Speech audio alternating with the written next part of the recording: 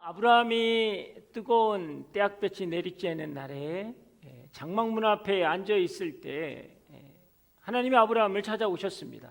여러분, 찾아온 이유는 두 가지입니다. 첫 번째는 내년 이맘때 사라가 아들을 낳을 것이다 라는 이야기였습니다. 그리고 두 번째는 소돔과 고모라에 대해서 이야기하길 원하셨습니다.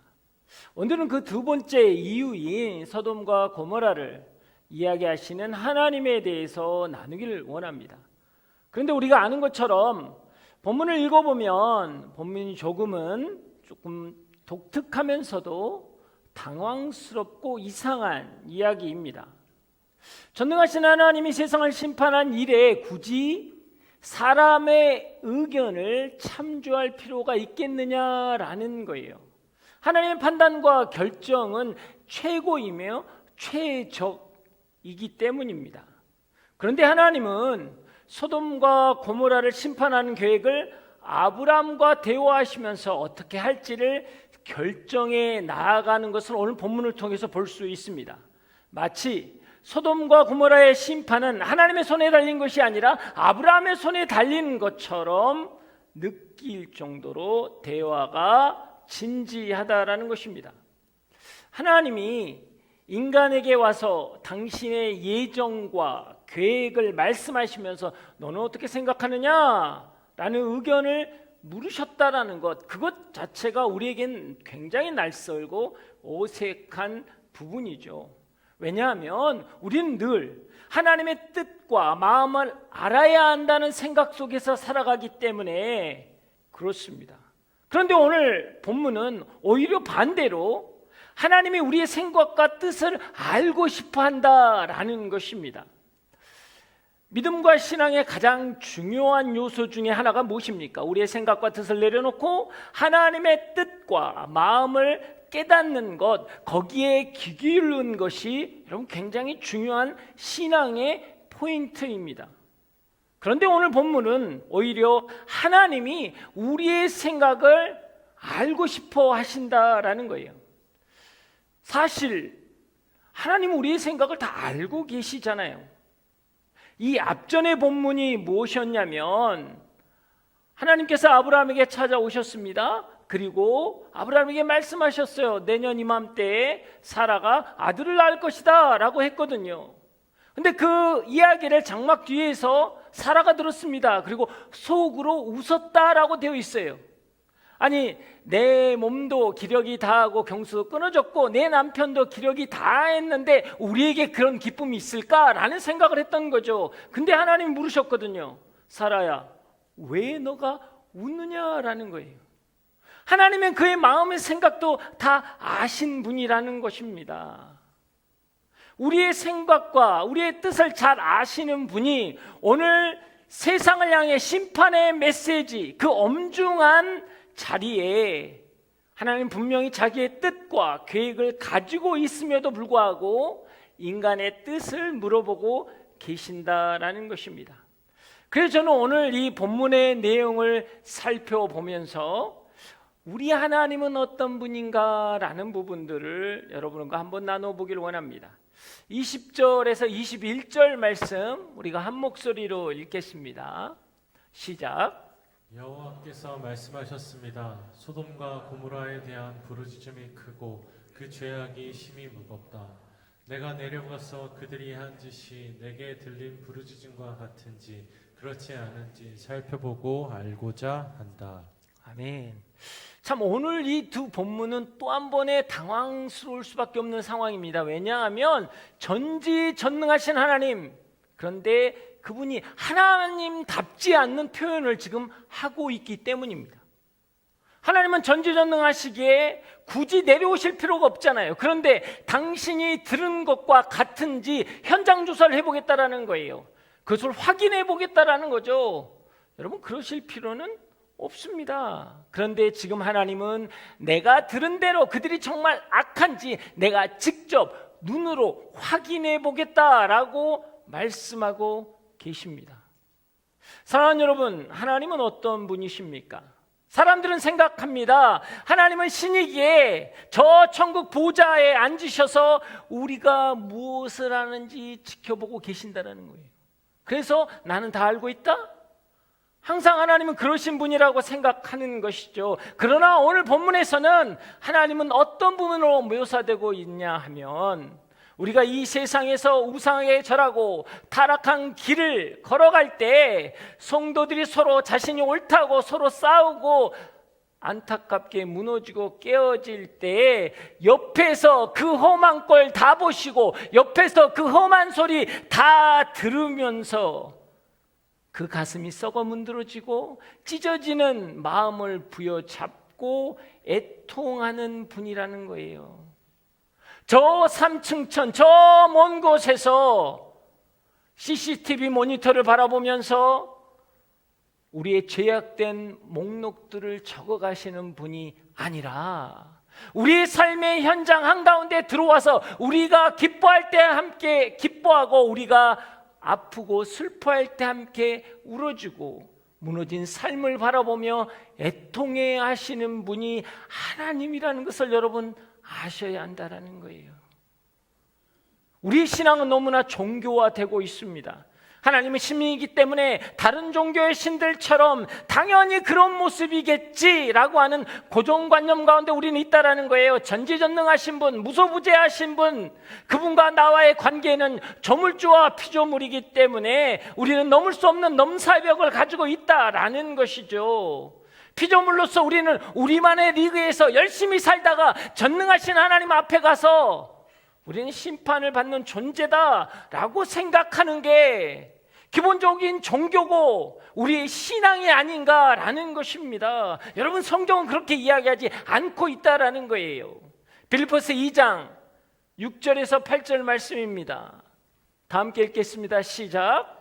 그는 근본 하나님의 본체시나 하나님과 동등됨을 취할 것으로 여기지 아니하시고 오히려 자기를 비워 종의 형체를 가지사 사람들과 같이 되셨고 사람의 모양으로 나타나사 자기를 낮추시고 죽기까지 복종하셨으니 곧 십자가에 죽으심이라.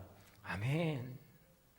하나님과 동등됨을 취하지 않으셨단 말이에요. 종의 형체로 내려오셨다는 말이에요. 우리의 모습과 함께 하셨다라는 거예요. 그래서 우리의 애환을 알고 계신다라는 거예요. 지금 우리 옆에서 우리의 숨소리와 우리의 고통과 아픔과 생각을 함께 공유하며 함께 아파하며 함께 진통하며 계시는 분이 우리 하나님이라는 거예요.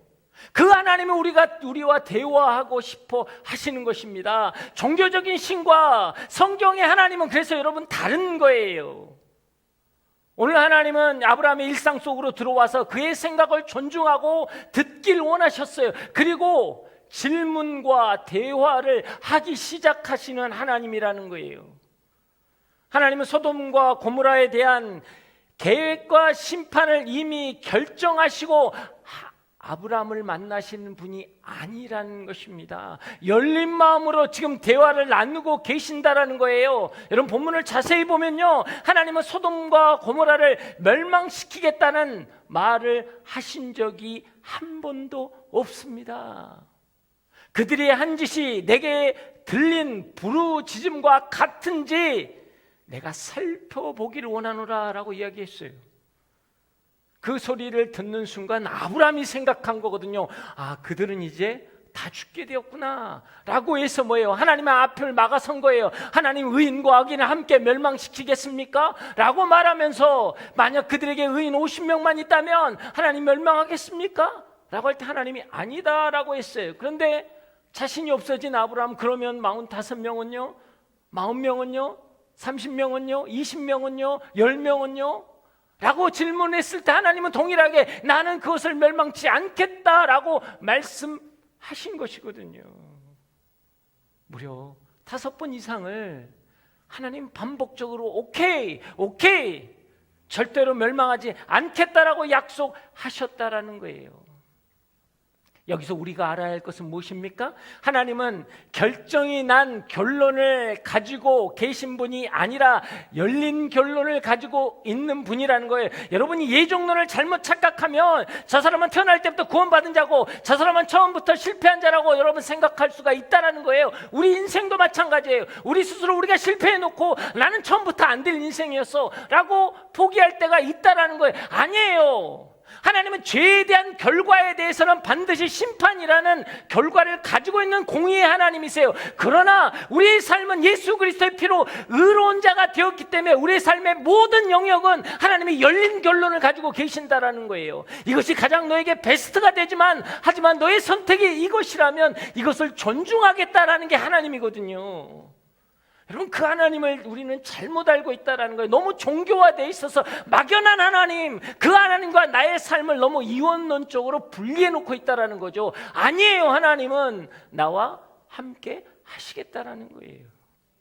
너의 인생과 함께 하시겠다라는 것입니다. 하나님은 심판이라는 결론을 가지고 아브라함을 만나서 소돔과 고모라에 대해서 이야기하시는 게 아니라는 거예요. 회복할 수 있는 열린 결론을 가지고 대화를 하고 계신다라는 것입니다. 여러분이 이것을 모르면 하나님의 행동을 이해할 수가 없는 거예요. 아브라함이 장막에 앉아있을 때 지나가는 나그네를 보았고 그것을 뛰쳐나가 극진히 대접을 했습니다. 그랬더니 그들이 하나님과 천사였어요. 그리고 하나님이 말씀하셨죠. 내년 이맘때에 사라가 아들을 낳을 것이다 라는 기쁜 소식을 했어요. 그리고 나서 아브라함의 배웅을 받으면서 소돔과 고모라로 가시는데 갑자기 하나님이 말씀을 하시는 거예요. 근데 아브라함, 소돔과 고모라에 대한 부르짖음이 크고 그의 악이 너무 무겁다. 내가 내려가서 그들의 한 짓이 내게 들린 부르짖음과 같은지 그렇지 않는지 내가 살펴보고 알고자 하노라 라고 말씀하셨다는 거예요. 여기서 우리가 알아야 될 것 가장 중요한 포인트가 무엇입니까? 하나님의 또 다른 마음이세요. 당신의 공의를 막아설 의로운 사람, 그 한 사람을 찾으시는 하나님이십니다. 이미 우리가 창세기 15장 6절에 보았듯이 아브라함은 하나님을 믿으니 여호와가 그를 의롭게 여겼다라고 말씀하셨어요. 하나님께서 무엇입니까?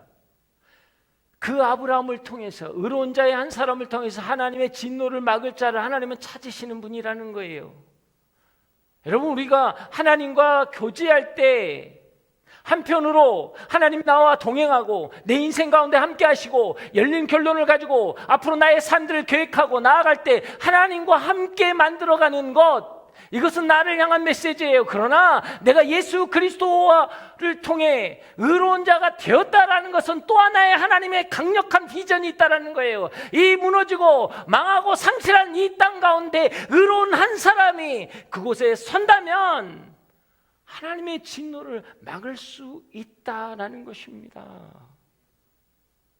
우리가 잘 아는 여러분 출애굽 사건을 보십시오. 모세가 시내산에 40일 동안 올라갔습니다. 아무것도 갖고 가지 않고 40일 동안 올라가 있어서 그들은 기다리는 동안에 모세가 죽었을 것 같아서 그들은 어떻게 했습니까?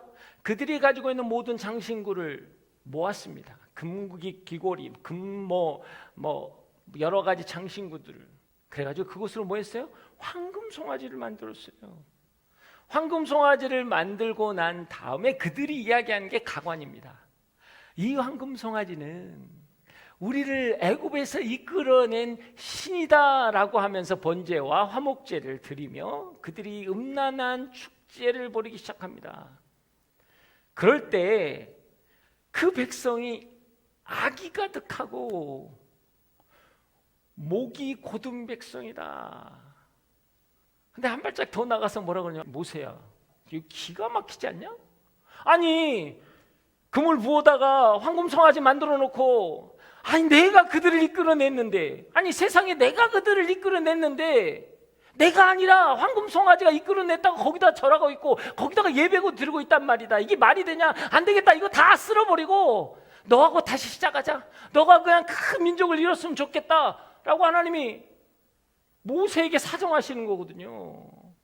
그랬더니 모세가 이야기해, 하나님, 하나님의 전능하신 손길로 이끌어낸 백성 아니십니까? 어찌하여 하나님이 진노하십니까? 하나님, 그리고요, 애굽 백성이 뭐라고 하겠습니까? 하나님이 그들을 이끌어낸 이유는 그들을 이 땅에서 진멸해 버리기 위해서 한 것이라고 이야기하지 않겠습니까? 세상이 비웃습니다. 거기서 더 나가서 그래요. 하나님, 아브라함과 이삭과 그리고 이스라엘, 야곱을 바꿔주신 그 이스라엘을 생각해 주십시오. 어떻게 했습니까? 하늘의 별처럼 큰 민족을 이룰 것이고 그 너희의 자손들이 영원히 그 약속을 땅을 차지할 거라고 이야기하지 않았습니까? 라고 설득했거든요. 그 설득을 듣고 난 다음에 출애굽기 32장 14절에 하나님이 이렇게 말씀하십니다. 시작. 그러자 여호와께서 마음을 누그러뜨리고 그 백성들에게 재앙을 내리려던 마음을 접으셨습니다. 자, 이건 뭡니까? 마치 혈기왕성한 자녀가 세상에 불의를 참지 못하고 씩씩거리면서 정의를 선포할 때 부모가 따뜻거리면서 아니다, 그래도 너가 참아야 한다 라는, 여러분, 우스꽝스러운 모습 아닙니까? 그래서 예전에 개콘에서 이런 이야기가 있었죠. 뭡니까? 왜 이러는 걸까요? 네? 그것처럼 하나님이 왜 이러는 걸까요? 한 살 먹은 어린애도 아니고 왜 이렇게 징징대듯이 쓸어버리자, 어떻게 나한테 절하지 않고 쟤들한테 하니? 이거는 억울할 때가 있냐? 내가 건져냈잖아. 근데 왜 쟤부터 건져냈다라는 거야? 막 억울해서 모세에게 밤잠을 설치는 것처럼 이야기하는 거예요 지금. 여러분, 왜 이러는 걸까요?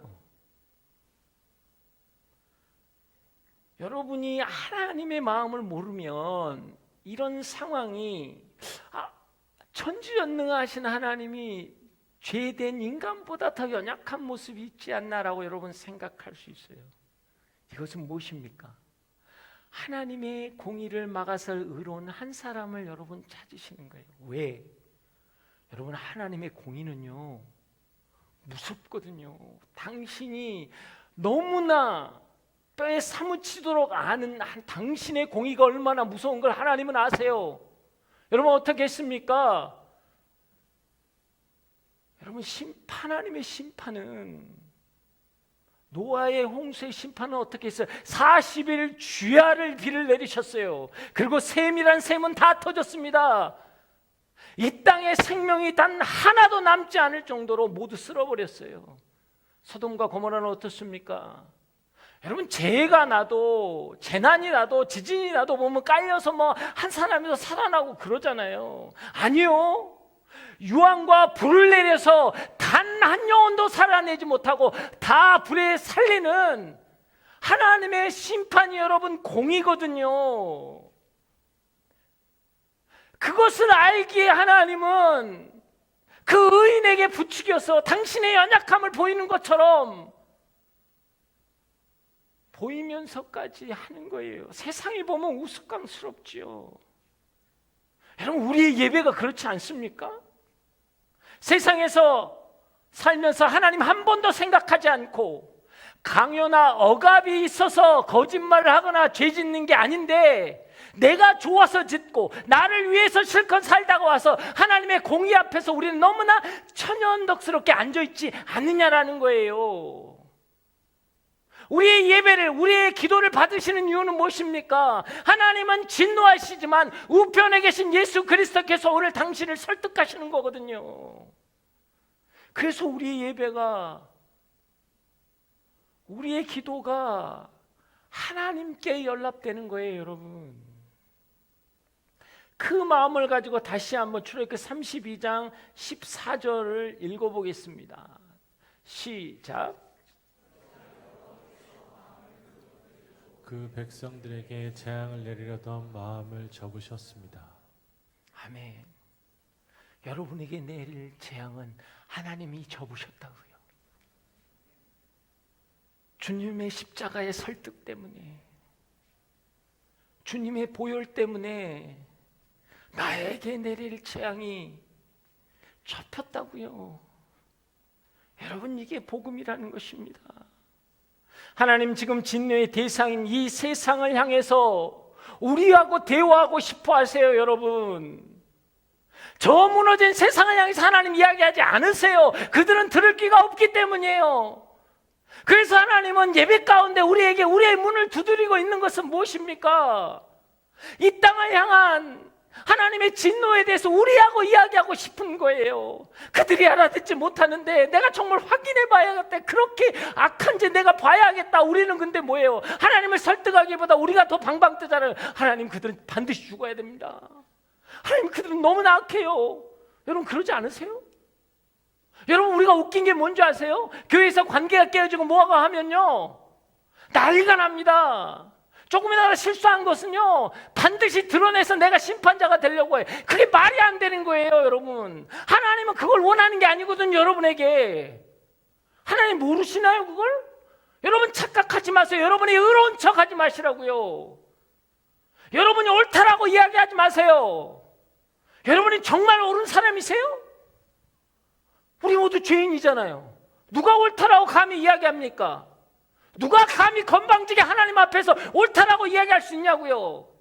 하나님 우리하고 대화하는 이유는 무엇입니까? 듣지 못하는 저 세상을 향해서 나는 너하고 오늘 대화해야 되겠다. 그러면서 세상의 악을 다 늘어놓으세요. 그럴 때 여러분, 우리가 선포해야 할 게 뭡니까? 아닙니다. 예수 그리스도의 보혈이 그들을 덮었습니다. 예수 그리스도의 십자가의 능력이 그들과 함께하고 있습니다. 그러기에 그들은 아직도 기회가 있습니다 라고 선포하는 게 우리라는 거예요. 여러분, 이게 우리의 신앙의 모습이라고요. 아브라함에게 얼마나 하나님은 우스꽝스럽습니까? 모세에게 하나님은 얼마나요, 세상 말로 쪽팔리겠어요. 하나님, 그러시면 안 돼, 안 돼. 이 이야기잖아요. 지금 하나님이 왜 우스꽝스럽게 됐을까요? 여러분, 십자가는 우스꽝스러운 거예요. 헬라인이나 히브리인에게는요, 미천한 것이고 지혜롭지 못한 것이에요. 왜 그랬을까요? 당신이 하나님이 친히 우스꽝스럽게 된 이유는 그들을 살리기 위한 거잖아요. 그들을 살리기 위한 하나님의 모습. 여러분, 이게 예배 가운데 있는 것입니다. 오늘 본문의 결론은 19장에 결국 의인 10명이 없어서 소돔과 고모라는 멸망합니다. 조건을 충족하지 못했기 때문에, 아브라함의 기도는 응답하지 못했기 때문에 의미 없는 기도로 끝나버렸을까요? 여러분, 그렇지 않아요. 50명, 40명, 30명 이렇게 하나님께 조건을 제시한 이유는 뭐였습니까? 그 성에 살고 있는 사랑하는 조카 롯을 살리고 싶은 아브라함의 애끓는 마음이 있었잖아요. 하나님은 결국 의인 10명이 없어서 멸하실 수밖에 없었지만 아브라함의 중심에 있는 내 조카를 살려주십시오 하는 그 간절한 마음의 외침을 여러분 들으셨다라는 것입니다. 창세기 19장 29절을 보겠습니다. 다 함께 읽겠습니다. 시작. 하나님께서는 들판의 성들을 멸망시킬 때 아브라함을 기억하셨습니다. 그래서 롯이 살던 성들을 뒤엎으실 때 그 뒤엎으심을 가운데서 롯을 구해 주셨습니다. 자, 하나님 뭐라고요? 아브라함을 기억하셨다고. 하지만 자신과 별 상관없는 성에 대한 조건을 제시했을 때, 하나님께 매달렸을 때 아브라함은 단 한 번도 여러분 롯을 구해달라고 한 적이 없습니다. 근데 오늘 하나님은 아브라함을 기억하셨다라는 거예요. 그게 그 마음을 아는 거예요. 여러분, 여러분이 연약하고 부족한 모습을 몰라서 여러분과 대화하고 기도하고 예배를 받고 하는 게 아니에요. 여러분의 마음 중심에 가장 필요한 것, 가장 회복돼야 될 것, 그것이 무엇인지를 아셨단 말이에요. 여러분이 부족하고 연약한 가운데 예배드리고 기도하는데 하나님은 그 연약함과 부족함을 보는 게 아니라 여러분이 예배 자리에 왔을 때 그 마음의 중심에 가장 필요하고 가장 회복돼야 될 그 자리를 하나님이 아시고 기억하셔서 여러분의 가정 가운데, 여러분의 인생 가운데, 여러분의 삶 가운데 하나님의 거룩한 역사가 일어난다라는 거예요. 너희 아버지께서 너희가 구하기 전에 무엇이 필요한지 아시는 분이다 라고 마태복음에서는 설명하고 있습니다. 너희 아버지께서 무엇이 필요하신지를 아는 분이다. 여러분, 그것이 우리의 신앙의 기초라는 거예요. 하나님은 우리 아버지이시기 때문에 자녀들이 우리가 무엇이 필요한지 우리의 심령을 헤아려 주시는 분이 하나님이라는 거예요. 그 은혜가 여러분 가운데 있길 주의 이름으로 축복합니다. 우리의 기도는 상황 앞에 나아가는 것이 아니라 여러분 하나님 앞에 나아가는 거예요. 상황이 아무리 힘들고 어렵다고 할지라도 그 상황을 붙잡고 나아가는 게 아니고요, 하나님의 앞에 나아가는 거예요. 하나님의 우리 마음을 헤아리시고 우리와 함께 하시고 하나님의 거룩한 역사를 일으키시는 것입니다. 여러분, 이스라엘 민족이 가나안 땅에서 살아갈 때 제일 문제가 뭐였는 줄 아세요? 가나안 사람처럼 살기를 원했어요. 저들처럼 살기를 원한다. 그래서 왕을 원한 거예요. 다른 민족 다 보니까 왕이 있습니다. 우리도 저들처럼 살기를 원합니다 라고 이야기하는 거예요. 뭐예요? 이건 다른 말로 이야기하면요, 사람답게 살고 싶습니다 라는 거예요. 출애굽한 백성들이요, 광야에서 가장 많이 투덜거렸던 게 뭡니까? 비록 우리는 종이었지만 애굽처럼 먹고 살기를 원합니다. 애굽에서는요, 수박도 먹고 메론도 먹고 마늘도 먹고 부추도 먹고 애굽에서 먹는 게 많았습니다. 그런데 왜 여기서는 그걸 먹지 못합니까? 애굽처럼 살기를 원했어요, 그들은요. 여러분, 신앙에서도 재밌는 게 무엇인지 압니까? 부자 청년이 예수님께 다가옵니다. 그는 무엇입니까? 굉장히 부와 명예를 다 가지고 있었어요. 종교적으로 열정이 있어서 모든 율법을 다 지켰어요. 그런데 영생을 얻고 싶었어요.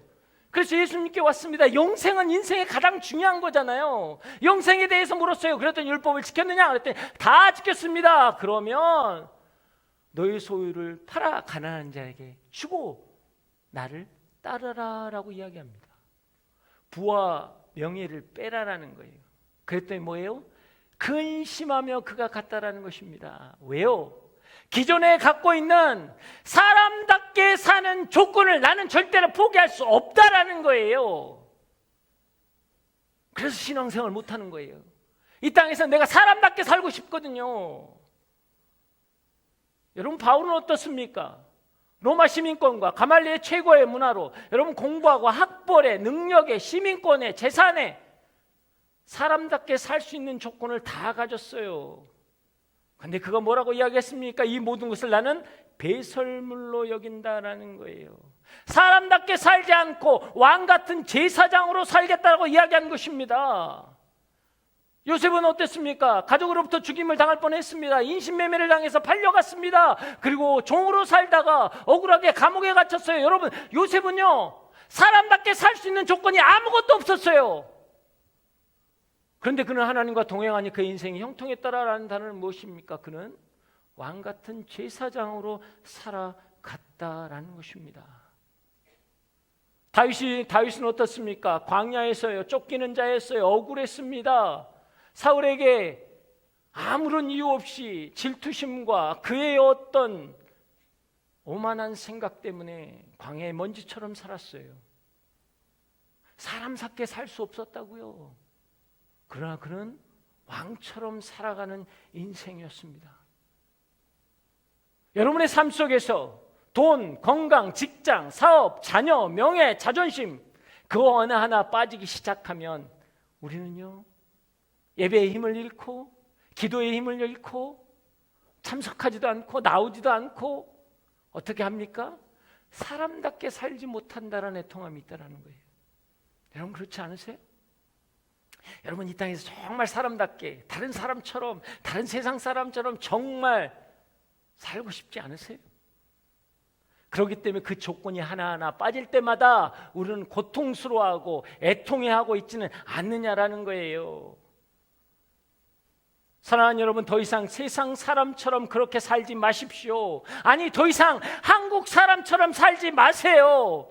우리는 한국 사람이 당연히 여기고 있는 그런 삶을 사는 게 아니라는 것입니다. 남들이 다 그렇게 산다고 할지라도 남들처럼 살지 않는 거예요. 세상 사람처럼 사람답게 사는 게 아니라 그리스도인답게 왕같은 제사장으로 우리는 살아가는 것입니다. 여러분, 이게 우리가 창세기에 배웠던 거잖아요. 창세기 1, 2, 3장의 창조론을 이야기하면서 뭐라고 했습니까? 원래 창세기의 원 구독자는 뭐였어요? 이스라엘, 출애굽한 이스라엘 백성들이었다고요. 여러분, 창세기 1장에 나와 있는 그 창조론은 과학적 연대기를 보여주기 위해서, 세상에 만들어지는 순서를 보여주기 위해서 가르칠 목적으로 그런 게 아니잖아요. 너희들이 지금까지 개국 430년 동안 신들이라고 생각했던 그것들은 피조물이고 너희를 왕으로 세웠다라고 말씀하기를 원하신 거잖아요. 창세기는 무엇입니까? 너희를 왕으로 세웠고 당신의 파트너로 삼으셨다라는 거예요. 너희가 다스리고 충만하고 번성하라. 너는 나의 파트너다. 나와 함께한다라는 거잖아요. 하나님의 창조는 왕이 필요해서 사람을 만드신 거예요. 여러분, 우리가 연약하고 부족하자 우리가 직장이나 학교나 우리의 삶의 자리에 갔을 때 왕같은 제사장으로 간다면 하나님의 보기에 좋았더라, it is good 하는 거예요.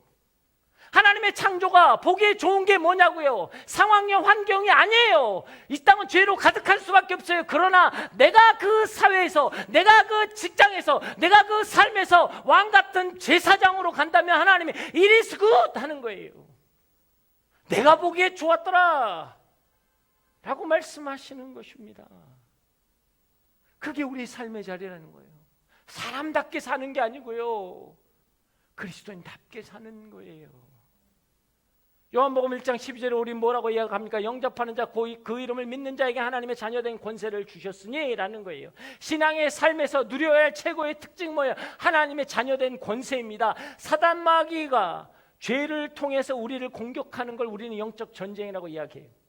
자, 우리가 알아야 할 것은 무엇입니까? 사단의 궁극적인 목적은 우리가 죄에 빠져서 불행하고 힘들게 만드는 것이 아니에요. 여러분, 착각하지 마세요. 사단이 노리는 것은 무엇입니까? 우리로 하여금 하나님의 자녀된 권세를 잃어버리고 비참하고 비굴하게 살아가기를 원한다라는 거거든요. 하나님을 믿음으로 하나님의 자녀된 권세를 가졌다는 것은 하나님을 아바 아버지라고 부르고 그 아버지께 말할 수 없는 마음으로 나아갈 때 하나님과 교제할 수 있고 그 하나님의 교제를 통해 하나님의 권세를 누릴 수 있는 거거든요. 사단은요, 그거 빼려고 하는 거예요. 그래서 예배를 망치게 하는 거예요. 기도를 망치게 하는 거예요. 여러분, 기분 나쁘면 기도가 됩니까? 기분이 나쁜데 기도가 안 돼요. 여러분이 억울한 일을 당했어요. 예배가 됩니까? 안 돼요. 관계에 어려움이 생기면요, 예배부터 안 돼요. 왜일까요? 관계가 어려우면 관계가 어렵지 왜 예배를 못합니까? 그게 사단이 하는 거거든요. 하나님의 자녀된 것을 철저히 무너뜨려 버린다라는 것입니다. 신앙인은 어떤 경우에도 여러분 죄의 피해자가 되어서는 안 됩니다. 어떤 경우에도 죄와 우리의 삶의 이야기, 죄가 우리의 삶의 이야기를 쓰도록 해서는 안 된다라는 거예요. 죄의 이야기를 하나님 이야기로 바꾸는 것, 이게 하나님의 권세라는 것입니다. 여러분 믿으십니까? 여러분, 이게 우리 삶 가운데 있어야 돼요. 제가 목회하면서도 여러분 많이 힘든 일 가운데 있을 때마다 보면요, 때로는 make sense 되는 이야기를 하면 억셉트를 하겠어요. 근데 말이 안 되는 이야기를 해요. 그러면 그냥 황당한 거예요, 그거는요. 그럴 때마다 당황스럽고 힘들 때요, 좌절하고 낭망할 때가 있어요. 그때 제 아내가 항상 했던 말이 있습니다. 하나님이 선한 뜻이 있으니까 그걸 막으셨겠지. 하나님이 신실한 섭리가 있었으니까 낮추셨겠죠. 더 좋은 것을 주시려고 가져가셨겠죠. 그것을 다시 한번 제가 묵상하기 시작했습니다. 여러분, 그리스도인은 그 누구도 거꾸로 들이지 못합니다. 거꾸로 들 세상은 없는 거예요. 그리스도인을 당해낼 권력은 없는 겁니다. 그래서 잠언 4장 23절에 이렇게 이야기합니다. 무릇 우리가 지키는 것보다 더욱 내 마음을 지켜라. 생명의 근원이 여기에서 남이라. 우리의 삶의 이야기는 하나님이 쓰셔야 합니다. 하나님이 쓰시면 그 내용이 고통스럽고 수치스럽고 아픔이라도 결론은 승리라는 거예요. 그것이 예수님의 기도 이야기입니다. 이게 갈보리 십자가의 이야기인 거예요. 어떤 경우에도 죄의 피해자가 되지 말고 하나님의 섭리의 수혜자가 되길 주의 이름으로 축복합니다. 마지막 한 말씀을 통해서 결론을 맺겠는데요, 여러분. 메데와 바사 왕국인 다리오 왕 시대에, 그 시대는 120명의 지방장관들이 있었고 그 후에 3명의 여러분 총리가 있었습니다. 그 중에 한 사람이 다니엘이었어요. 왕은 다니엘이 뛰어남을 알았기 때문에 그를 권세, 권력을 주려고 했습니다. 그걸 안 다른 총리나 지방관들이 분노하기 시작했어요. 어떻게든 다니엘을 끌어내리기를 원했습니다. 그래서 모든 조사를 했지만 그에게 전혀 흠이 없는 거예요. 그런데 유일하게 있는 흠이 뭐냐면 그의 신앙이었어요. 그의 틈이 신앙이었어요. 그래서 어떻게 했어요? 총리들과 법관들과 고관들이 모였습니다. 그리고 법을 만들기 시작했어요. 30일 동안 왕 외의 다른 신에게 절하면 사자밥이 되겠다라는 선포를 했습니다. 자, 그런데 여러분, 평생이 아니에요. 30일이에요. 30일 동안 다니엘의 문 닫고 골방에서 기도하면 되잖아요. 누가 알겠어요? 여러분, 그런데 다니엘은 그렇게 하지 않았습니다. 왜일까요? 여러분, 대적자들이 함정을 파놓는 이유가 뭔 줄 아세요? 그것은 외형적으로 권력의 싸움 같지만 총리와 관료들의 뒤에 조종하는 악의 대적들이 노리는 게 뭐예요? 왕의 신임을 잃게 하고 총리직을 빼앗게 하는 게 여러분 아닙니다. 착각하시면 안 돼요. 악한 사단의 마귀가 노리는 건요, 그 현실적인 이유는, 상황적인 이유는 잠깐 타협하라는 거예요. 그래서 영적 패배를 경험시키는 겁니다. 지위와 명예 때문에, 세상의 협박 때문에 내가 가지고 있는 걸 지키기 위해서 기도를 멈추고 신앙을 포기하는 것, 이건 영적 패배감이거든요. 사단의 공격은 단순히 나만을 괴롭히기 위한 게 아니에요. 어렵게 불행하게 만드는 게 아니라고요. 영적 권세를 무너뜨리려는 거예요. 잠깐 타협하면, 잠깐 우리가 물러서면, 아니요, 그럴 수 없어요. 우리의 예배는, 우리의 기도는 물러서지 않을 것입니다. 하나님이 이 땅 가운데 우리 인생의 부흥과 회복과 하나님의 역사를 절대로 여러분 막지 못할 거라는 거예요. 여러분, 그것을 믿으십니까? 여러분, 어떤 경우에도 기도를 멈추지 마십시오. 여러분, 기도를 잠깐 멈추면 총리직을 잃지 않고 죽지 않게 될 거예요. 하지만 그는 기도를 멈추지 않았어요. 왜? 영적 패배는 그가 죽음이기 때문입니다. 경적으로 너무 어려워지고 상황적으로 힘드니까 그것을 회복해야 한다는 생각 때문에 온 마음과 온 시간을 거기에 매달리며 영적 생활을 멈춰버리는 그런 일을 하지 마세요. 어떤 경우에도 예배를 포기하지 마십시오. 어떤 경우에도 기도를 포기하지 마십시오. 여러분이 수모를 당하고 경제적으로 어려움을 겪고 고통과 아픔 속에 있다고 할지라도 어떤 경우에도 여러분, 예배를 멈추지 마세요. 예배를 멈추는 순간 우리는 영적으로 지는 거예요. 내 처지에 있는 상황이 너무나 힘들고 마음이 상해서 하나님을 생각하고 싶지 않고 심지어 도무지 받아들이지 못하고 믿지 못는다고 할지라도 여러분, 우리가 예배를 멈추지 않으면, 기도를 멈추지 않으면 절대로 영적으로 지지 않습니다. 이게 바로 여러분 아브라함에게 하시는 하나님의 메시지예요. 오늘 여러분에게 하는 하나님의 메시지예요. 여러분, 데일리 선포를 왜 하는 줄 아십니까? 이것 때문이에요. 여러분, 낭망할 수 있어요. 억울할 수 있어요. 힘들 수 있어요. 되는 것마다 안 되는 거예요. 그때 여러분이 매일 매순간 그 감정 앞에서, 그 관계 앞에서, 그 상황 앞에서, 그 현상 앞에서 여러분 선포하십시오. 그 선포가 여러분을 지킬 거예요. 왜? 선포는 말씀이고 말씀은 하나님의 임재이고 임재 앞에 우리는 하나님 관계 속에서 대면할 때 하나님은 하나님의 역사를 우리와 함께 이끌어 가시기 때문입니다. 믿으십니까? 믿으십니까? 여러분, 데일리 선포요, 하루에 최소한 100번 옥절이세요. 할렐루야. 아멘이셨군요. 100번이나요. 여러분 부딪히는 감정이 너무 많잖아요. 멍 때리고 사시는군요. 뭐가 아이 뭐 그냥 될 대로 사는데 아니에요. 매 순간 읍조리세요. 매 순간 읍조리세요. 그러면 어둠의 영이 떠나가고 하나님의 임재와 함께 하나님과 동행함으로 열린 결론들이 일어나는 거예요. 이미 끝나버렸다고 생각하는 여러분의 삶의 자리에 하나님이 다시 이루실 것입니다. 그 은혜 여러분 가운데 있길 주님 축복합니다.